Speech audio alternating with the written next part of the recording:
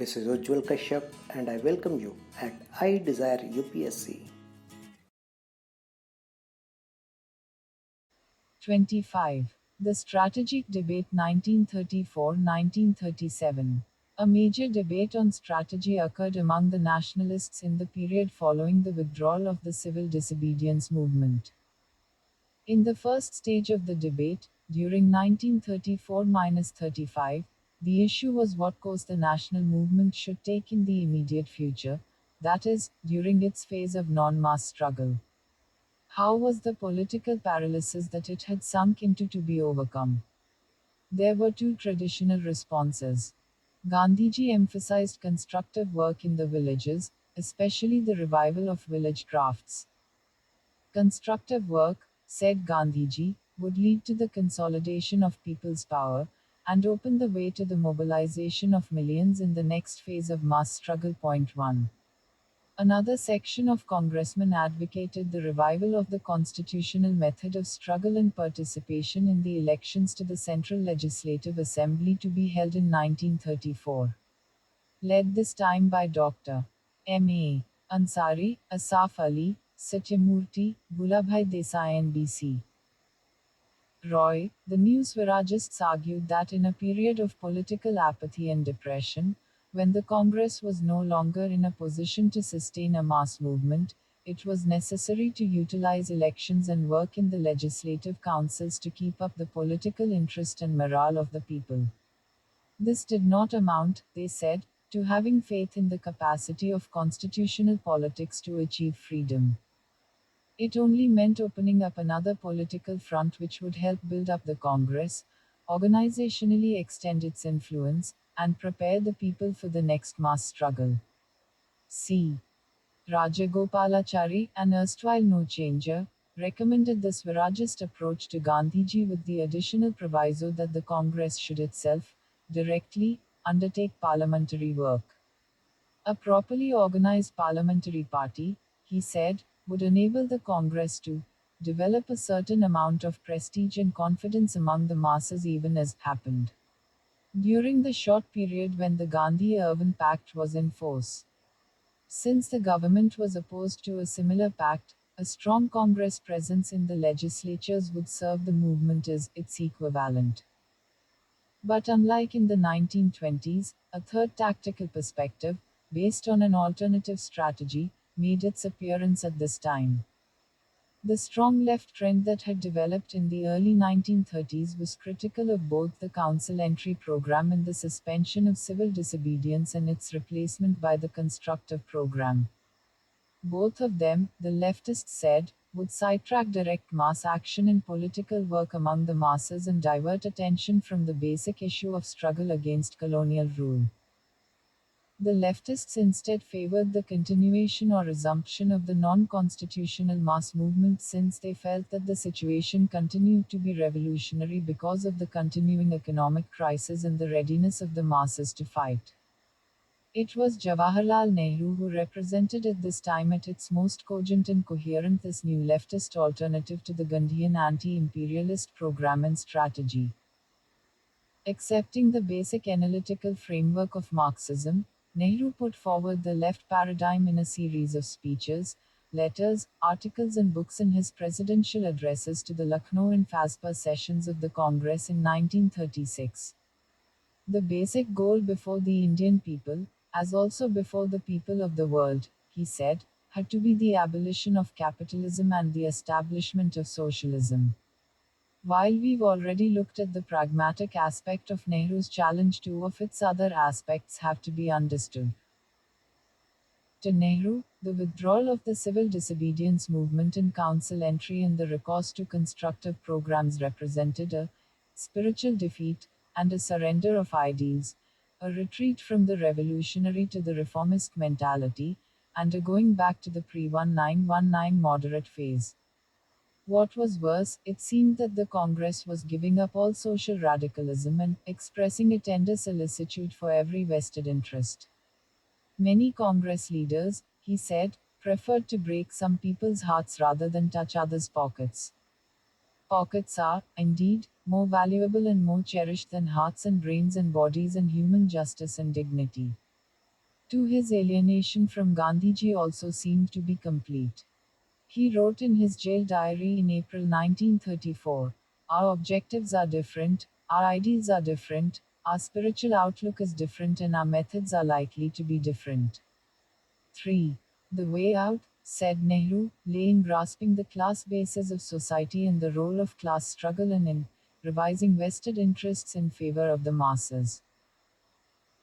This meant taking up or encouraging the day-to-day class, economic demands of the peasants and workers against the landlords and capitalists, organizing the former in their class organizations, Kisan Sabhas and trade unions, and permitting them to affiliate with the Congress and, thus, influence and direct its policies and activities.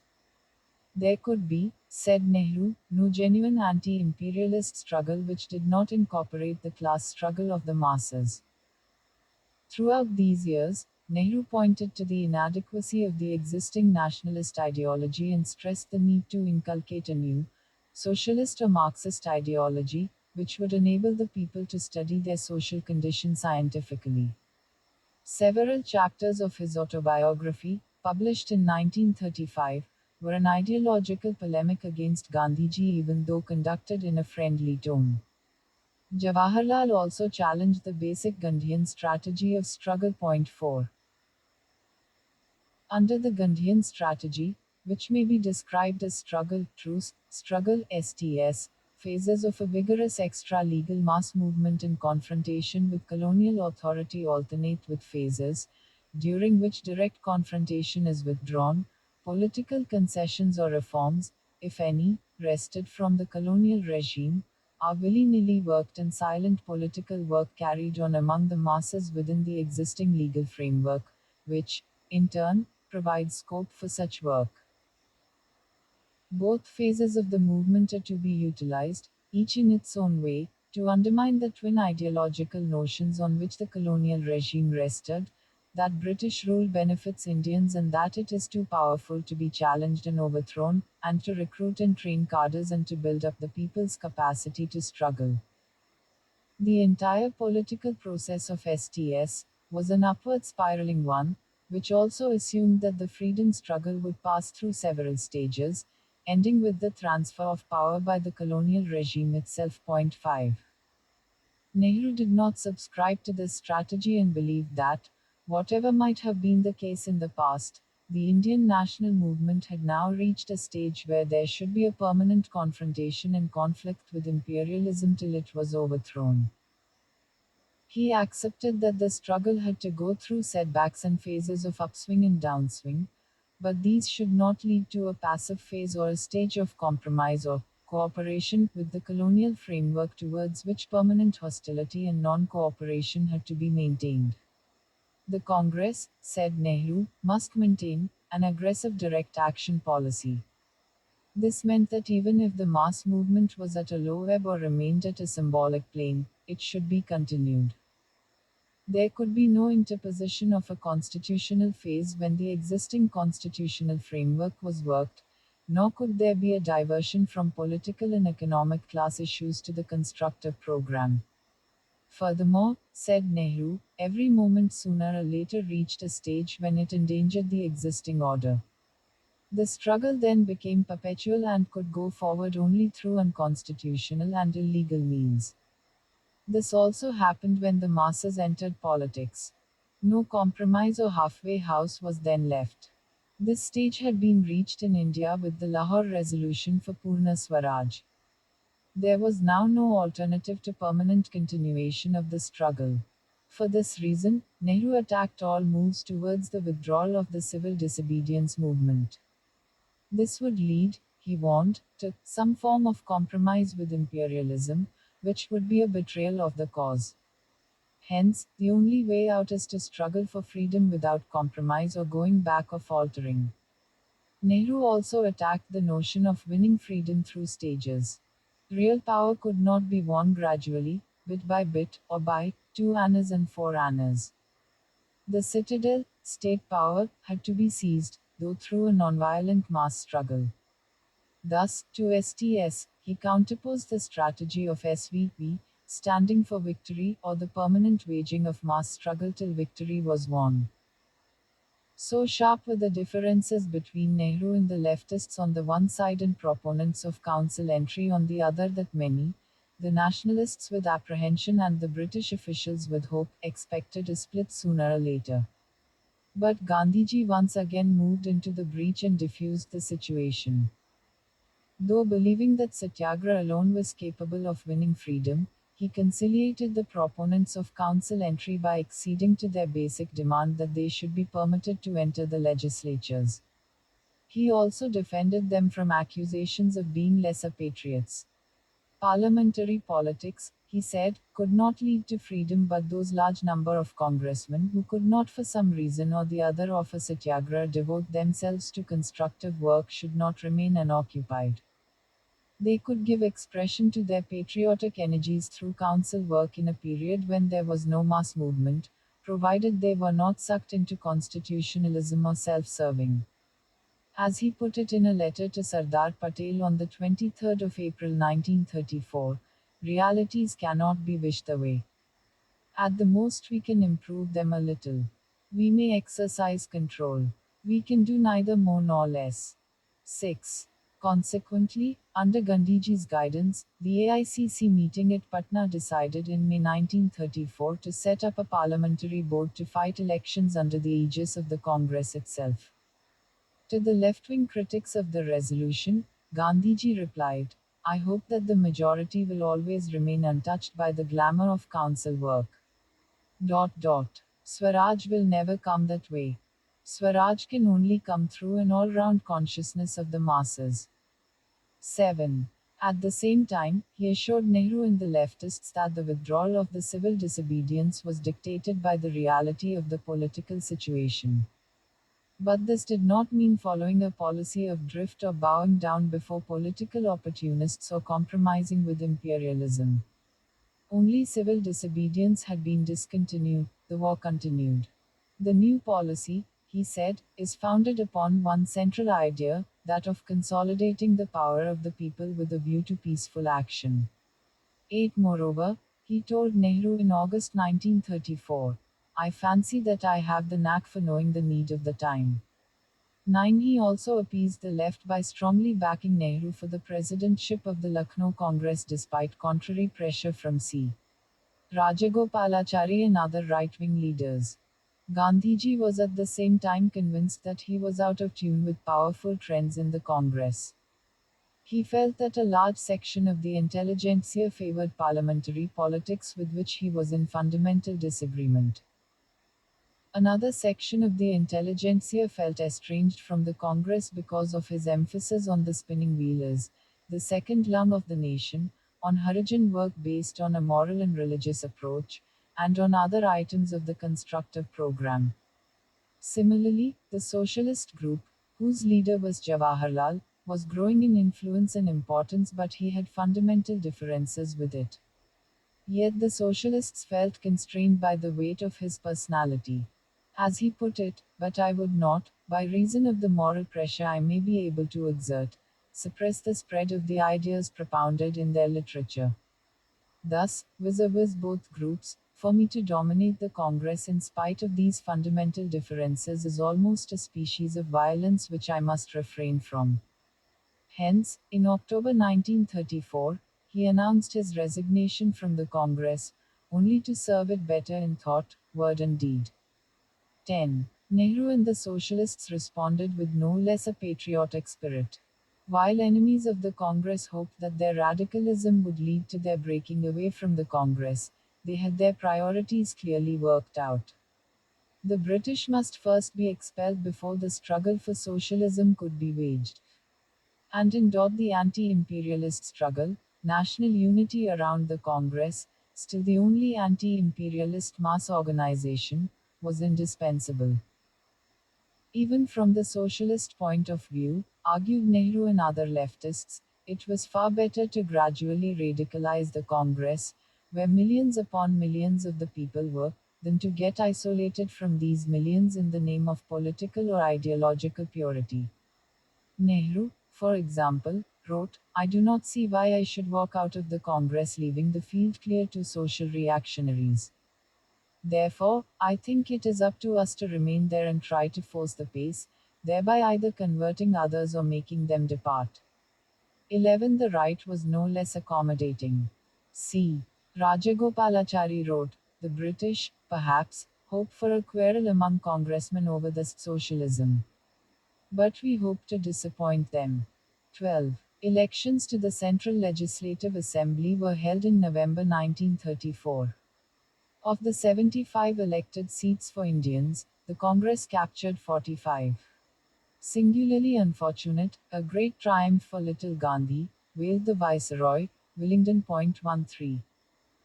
Even though the government had successfully suppressed the mass movement during 1932-33, it was aware that suppression could only be a short-term tactic. It could not prevent the resurgence of another powerful movement in the years to come. For that it was necessary to permanently weaken the movement.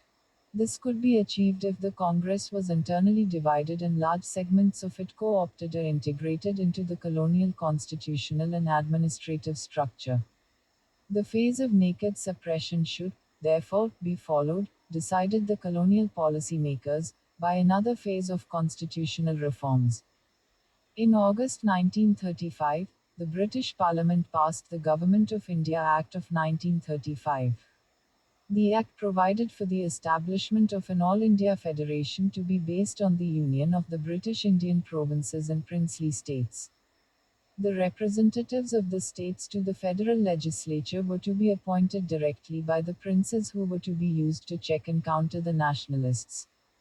The franchise was limited to about one-sixth of the adults. Defense and foreign affairs would remain outside the control of the federal legislature, while the viceroy would retain special control over other subjects. The provinces were to be governed under a new system based on provincial autonomy under which elected ministers controlled all provincial departments. Once again, the governors, appointed by the British government, retained special powers. They could veto legislative and administrative measures, especially those concerning minorities, the rights of civil servants, law and order, and British business interests. The governor also had the power to take over and indefinitely run the administration of a province. Thus, both political and economic power remained concentrated in British hands, colonialism remained intact. Aslan Lithgow, chairman of the Joint Parliamentary Committee on the Act of 1935 and the Viceroy of India from 1936, stated later, the Act had been framed, because we thought that was the best way, of maintaining British influence in India. It is no part of our policy, I take it, to expedite in India constitutional changes for their own sake, or gratuitously to hurry the handing over of the controls to Indian hands at any pace faster than that which we regard as best calculated, on a long view, to hold India to the empire. 14. The long-term strategy, followed by the British government from 1935 to 1939, had several major components. Reforms, it was hoped, would revive the political standing of the liberals and other moderates who believed in the constitutional path, and who had lost public favor during the civil disobedience movement. Simultaneously, in view of the severe repression of the movement, large sections of congressmen would be convinced of the ineffectiveness of extra legal means and the efficacy of constitutionalism. They would be weaned away from mass politics and guided towards constitutional politics. It was also hoped that once the congressmen in office had tasted power and dispensed patronage, they would be most reluctant to go back to the politics of sacrifice. Another aspect of the colonial strategy was equally complex and masterly. Reforms could be used to promote dissensions and a split within the demoralized Congress ranks on the basis of constitutionalist vs non-constitutionalist and right vs left. The constitutionalists and the right wing were to be placated through constitutional and other concessions, lured into the parliamentary game, encouraged to gradually give up agitational politics and coalesce with the moderate liberals and landlords and other loyalists in working the constitution, and enabled to increase their weight in the nationalist ranks. The left and radical elements, it was hoped, would see all this as a compromise with imperialism and abandonment of mass politics and would, therefore, become even more strident. Then, either the leftists radicals would break away from the Congress or their aggressive anti-right politics and accent on socialism would lead the right wing to kick them out. Either way, the Congress would be split and weakened. Moreover, isolated from the right wing and devoid of the protection that a united national movement gave them, the leftist radical elements could be crushed through police measures. It was as a part of this strategy that the government reversed its policy, followed during 1933-34, of suppressing the anti-constitutionalists in order to weaken the opposition to constitutionalism. Once division between the left and the right began to grow within the Congress, the government refrained from taking strong action against revolutionary agitation by left-wing congressmen. This happened from 1935 onwards. Above all, the government banked on Nehru's strong attacks on the constitutionalists and the right wing in his powerful advocacy of socialism and revolutionary overthrow of colonial rule to produce a fissure in the nationalist ranks. Officials believed that Nehru and his followers had gone so far in their radicalism that they would not retreat when defeated by the right wing in the AICC and at the Lucknow Congress. It was for this reason that nearly all the senior officials advised the Viceroy during 1935-36 not to arrest him. Erskine, the governor of Madras, for example, advised, the more speeches of this type that Nehru makes the better, as his attitude will undoubtedly cause the Congress to split. Indeed, we should keep him in cotton wool and pamper him, for he is unwittingly smashing the Congress organization from inside. 15. Provincial autonomy, it was further hoped, would create powerful provincial leaders in the Congress who would wield administrative power in their own right, gradually learn to safeguard their administrative prerogatives, and would, therefore, gradually become autonomous centers of political power. The Congress would, thus, be provincialized, the authority of the central All India leadership would be weakened if not destroyed. As Linlithgow wrote in 1936, our best hope of avoiding a direct clash is in the potency of provincial autonomy to destroy the effectiveness of Congress as an all India instrument of revolution. 16. The Act of 1935 was condemned by nearly all sections of Indian opinion and was unanimously rejected by the Congress. The Congress demanded instead, the convening of a constituent assembly elected on the basis of adult franchise to frame a constitution for an independent India. The second stage of the debate over strategy occurred among congressmen over the question of office acceptance. The British, after imposing the Act of 1935, decided to immediately put into practice provincial autonomy, and announced the holding of elections to provincial legislatures in early 1937. Their strategy of co-option or absorption into the colonial constitutional framework was underway. The nationalists were faced with a new political reality. All of them agreed that the 1935 Act must be opposed root and branch, but the question was how to do so in a period when a mass movement was not yet possible. Very sharp differences once again emerged in the ranks of the Congress leaders. There was, of course, full agreement that the Congress should fight the coming elections on the basis of a detailed political and economic program, thus deepening the anti-imperialist consciousness of the people. But what was to be done after the elections? If the Congress got a majority in a province, should it agree to form the government or not? Basic question of the strategy of the national movement and divergent perceptions of the prevailing political situation were involved. Moreover, the two sides to the debate soon got identified with the emerging ideological divide along left and right lines. Jawaharlal Nehru, Subhas Bose, the Congress Socialists and the Communists were totally opposed to office acceptance and thereby working the 1935 Act. The left case was presented effectively and passionately by Nehru, especially in his presidential address at Lucknow in early 1936. Firstly, to accept office was to negate our rejection of it, the 1935 Act, and to stand self-condemned. It would mean assuming responsibility without power, since the basic state structure would remain the same.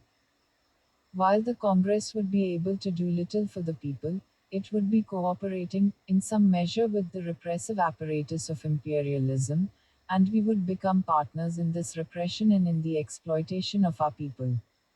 Secondly, office acceptance would take away the revolutionary character of the movement imbibed since 1919.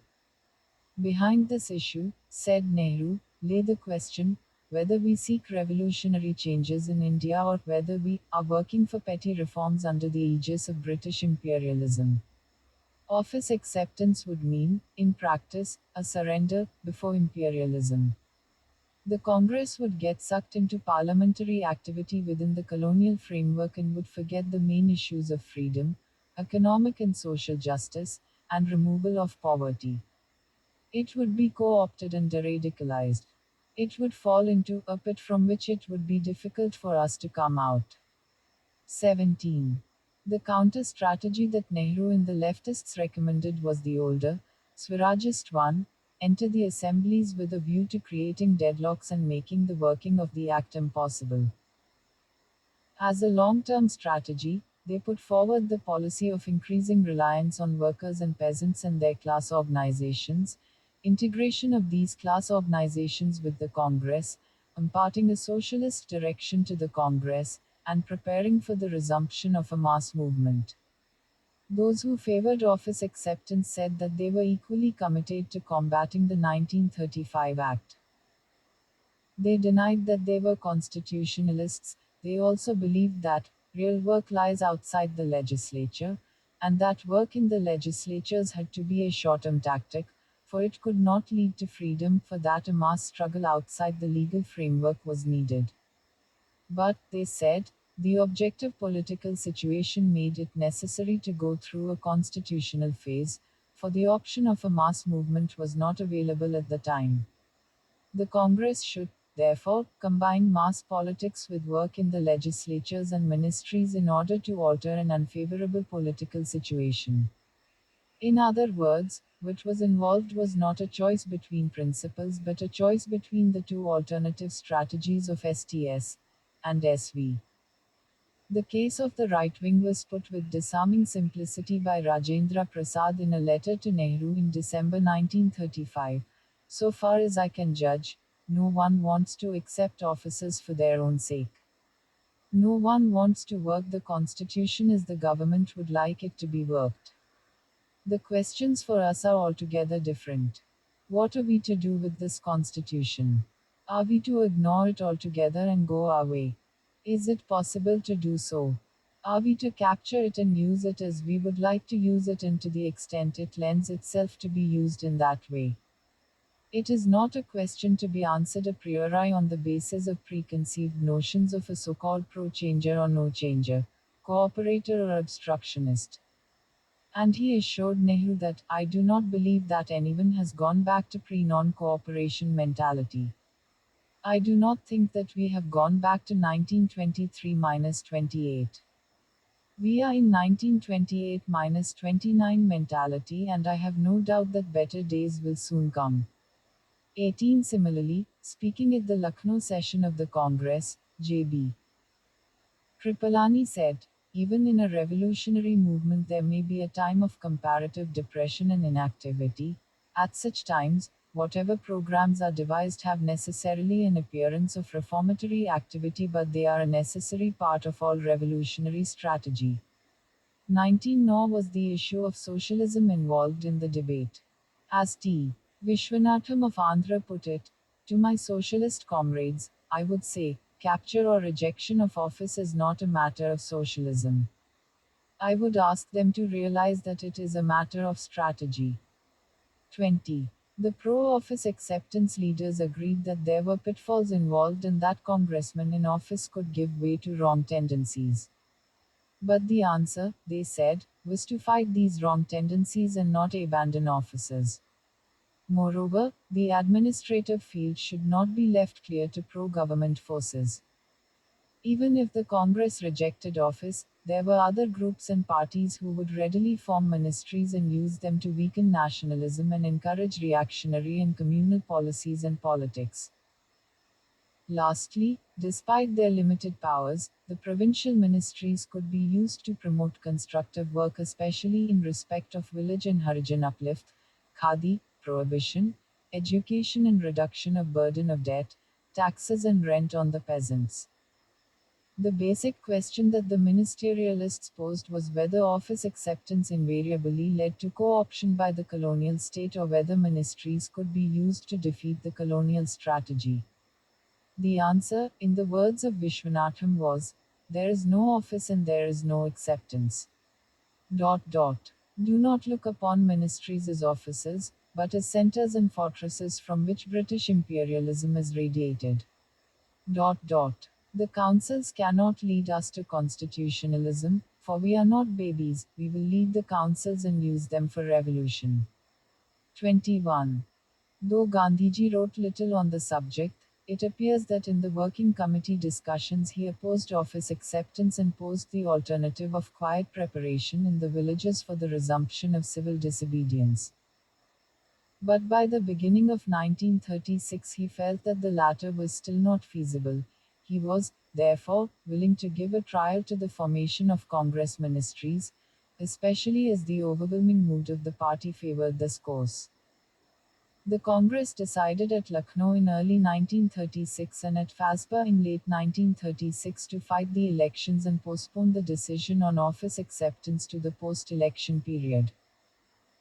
Once again, as in 1922-24 and 1934, both wings of the Congress, having mutual respect and trust in their commitment to the anti-imperialist struggle and aware of the damage to the movement that a split would cause, desisted from dividing the party.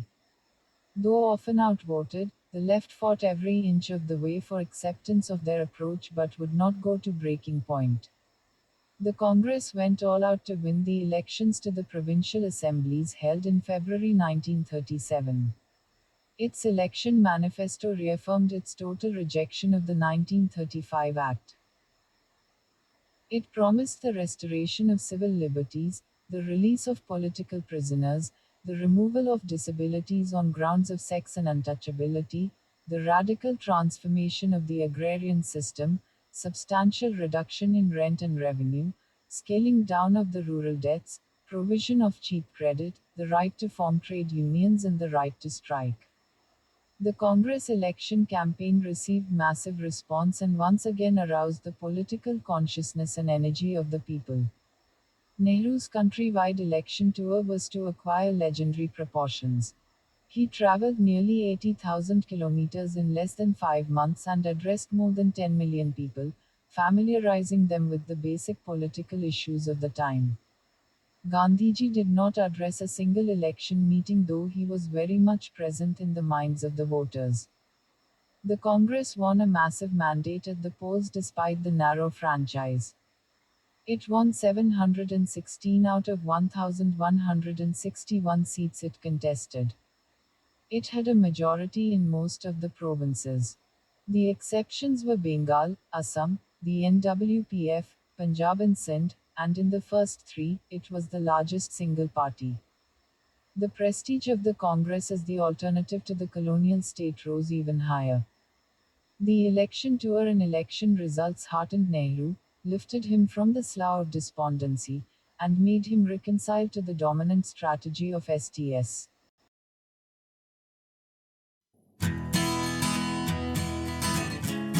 I hope the session was helpful to you. If you want to support us, you can subscribe to our channel, share it with your friends and other learners interested. Catch you in our next session. As of now, thank you. Jai Hind.